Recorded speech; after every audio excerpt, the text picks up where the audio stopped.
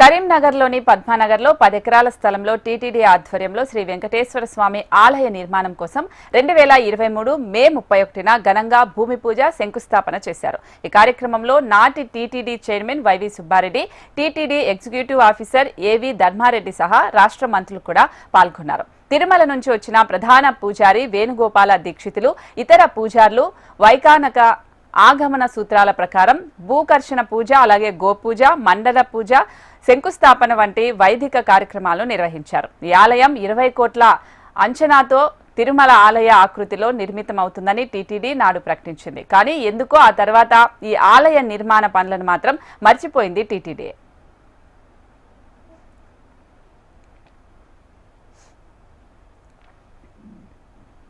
TTD Shri Venkateswara స్వామిని ఆలయం, గర్భగుడి, ఆలయ తటాకం, ప్రకారం, మండపాలు, రాజగోపురం వంటి నిర్మాణాలు వైకానస ఆగమ శాస్త్రం ప్రకారం రూపొందించబడతాయని, తిరుమలలో జరిగే విధంగా రోజువారీ సేవలు, కైంకర్యాలు, నైవేద్యం టీటీడీ పూజారులచే నిర్వహించబడతాయని నాడు స్పష్టం చేశారు. కానీ ఇప్పటి వరకు ఇక్కడ ఎలాంటి నిర్మాణ కార్యక్రమాలు నిర్వహించలేదు.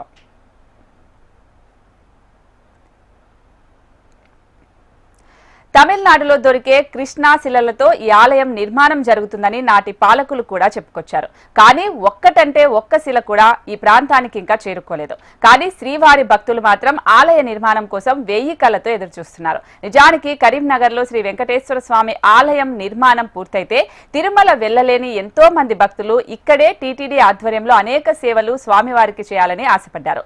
ఈ ఆలయం పూర్తయితే కరీంనగర్ను ఆధ్యాత్మికంగా మరింత అభివృద్ధి జరుగుతుందని స్థానికులు కూడా భావించారు. కానీ టీటీడీ ఆలస్యమో లేక ప్రభుత్వాలు మారడం వల్లనో శ్రీవారి ఆలయానికి ఇంకా మోక్షం లభించలేదు.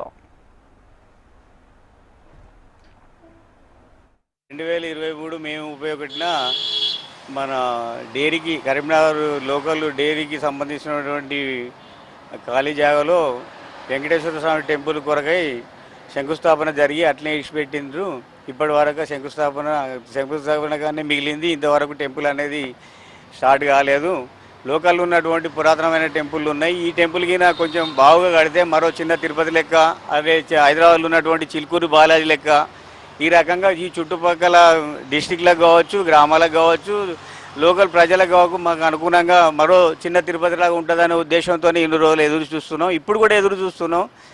ఇప్పుడు స్వామివారికి ఇక టెంపుల్ కూడా తిరుమల తిరుపతి దేవస్థానం నుండి కూడా 20 కోట్లు మంజూరు అయినట్టు ఆ మధ్యలో ప్రస్తావనకు వచ్చింది. ఇంతవరకు టెంపుల్ అయితే ప్రారంభ దశకు కూడా రాలేదు.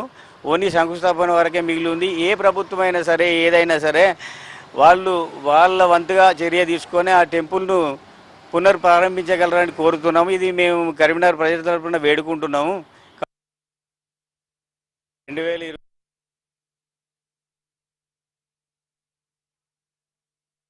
ఎదురు చూస్తున్నారు. మరోవైపు వెంటనే ఈ ఆలయాన్ని నిర్మించాలని కరీంనగర్ ఎంపీ, కేంద్ర సహాయ మంత్రి బండి సంజయ్ ప్రస్తుత టీటీడీ చైర్మన్ ను కలిశారు.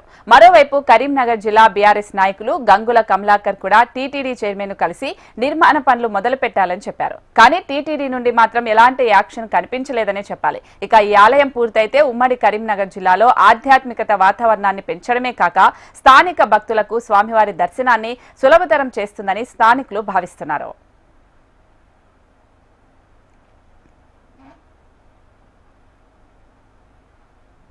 కరీంనగర్ పట్టణ ప్రజలకు తిరుపతి దేవస్థానం సంబంధించిన వాళ్ళు ప్రోత్సహించిన 20 కోట్ల దానికి ఇప్పుడు ప్రజెంట్ మన కరీంనగర్ లోపల కట్టడానికి అనుకూలించడం లేదు.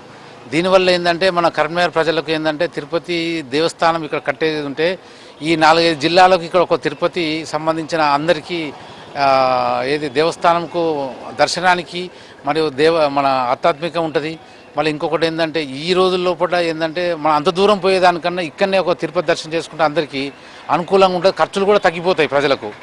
దర్శనం పేద ప్రజలకు దైవ దర్శనం కోసం అంత దూరం పోయే బదులు కరీంనగర్ లోపలనే మనం అందరూ ఈ 4 జిల్లాల లోపల ప్రజలు దర్శనం చేసుకోవడం వల్ల కొంచెం ఎకనామికల్ డెవలప్ ఉంటుంది. మరి అందరికీ కూడా ఏంటంటే ఈ తిరుపతి సంబంధించిన ఈ టీటీడీ స్థానం ఒక బడ్జెట్ ఇచ్చినప్పుడు దానికి మన కరీంనగర్ ప్రజలు మరియు లీడర్సు ప్రోత్సహించి దాన్ని ఇమ్మీడియట్లీ నిర్మించగలని నేను కోరుతున్నాను. Srinivasa insurance surveyor, Karimnagar.